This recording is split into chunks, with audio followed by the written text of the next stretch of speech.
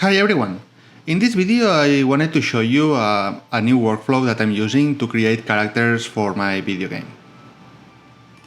This new workflow allows me to create very good looking characters, very fast, with variations, and rigged and with facial expressions. So let me show you how it's done. I started the process in Character Creator 4. As you can see here, I started with the basic character, and then using the morphs, I change the character to the thing I'm trying to do. In this case, it's like a kind of like a undead zombie kind of creator.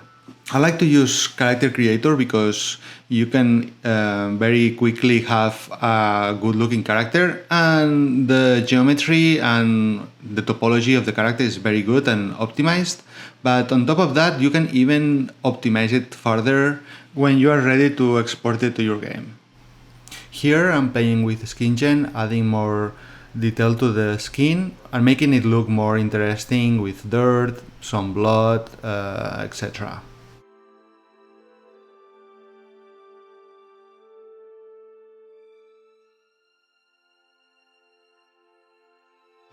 Once I'm happy with the base character in Character Creator, I jump into Marvelous Designer to create the clothing. As you can see here, I start with very basic shapes like rectangles to create the patterns for the shirt in this case. Marvelous Designer is physically simulated, so creates very nice folds and very realistic looking clothing. I use the same process to create the pants, this kind of a skirt, and the rest of the clothing. Then I'm back to Blender to smooth the mesh and fix possible issues that we can have.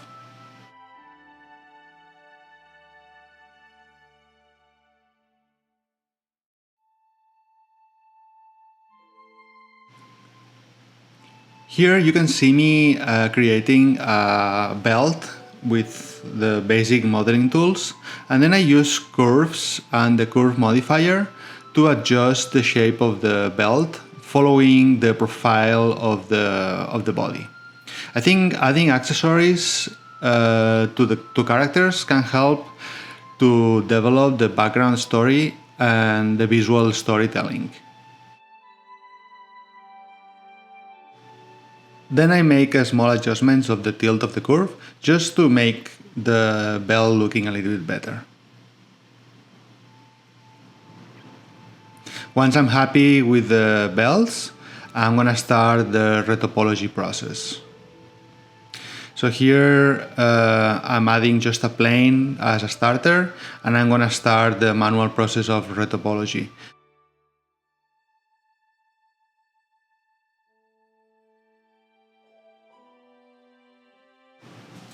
I do the retopology by hand because that gives me more control about the number of polygons I'm using, and at the same time I can decide better where I'm placing the loop tools that are gonna help later for the deformation during animations.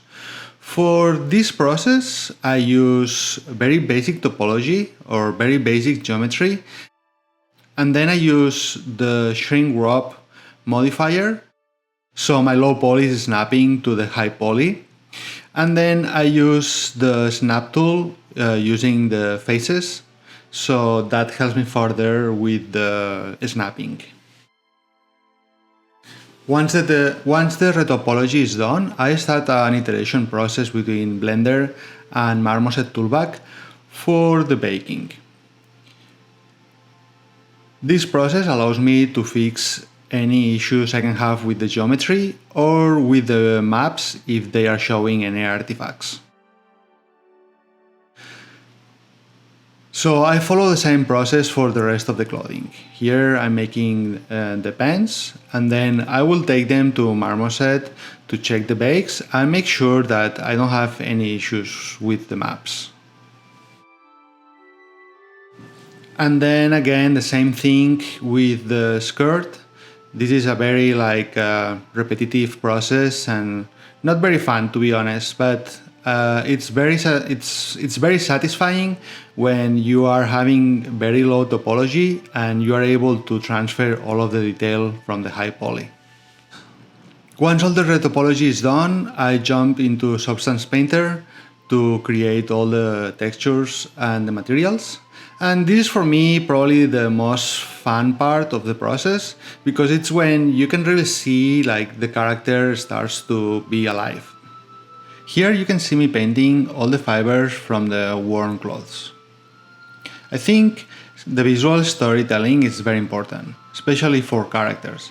And in this case, his background story tells us that after he was attacked, became an undead, rotting and wandering in a dark and creepy dungeon, just waiting for his next victim.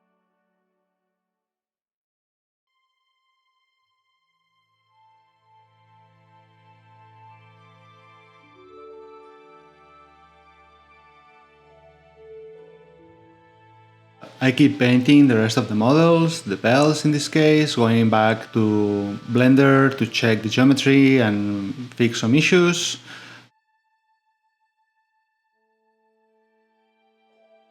Back to Substance to, in this case, paint the pants, and using the powerful mask to create all that worn effect in the clothing.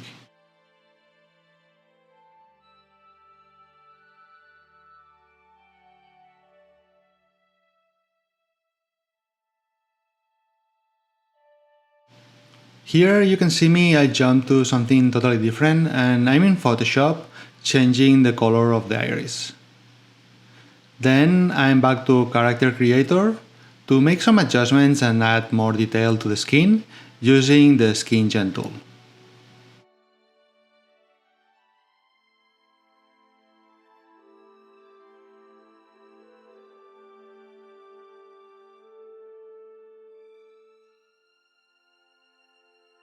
Finally, I'm updating the textures for his eyes, because I think having black corneas make the character more creepy and scary.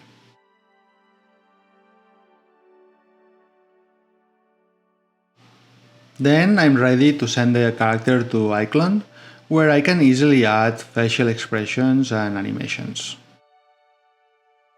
Once I'm happy with the results, I send the character to Unreal using the Unreal Live Link plugin. Then I create a blend space to blend between the different facial expressions that I can trigger at any time during gameplay with blueprints. Finally, I'm adding the rest of the clothing, the accessories, then creating the materials and assigning them to the models. And finally, you can see here the character in Unreal, animated with some animations from the marketplace. And if you pay close attention, his face is animated as well, which I think gives him a lot of aliveness. I hope you like this kind of video. It's a little bit different than what I do usually, but I thought it would be useful to share my workflow.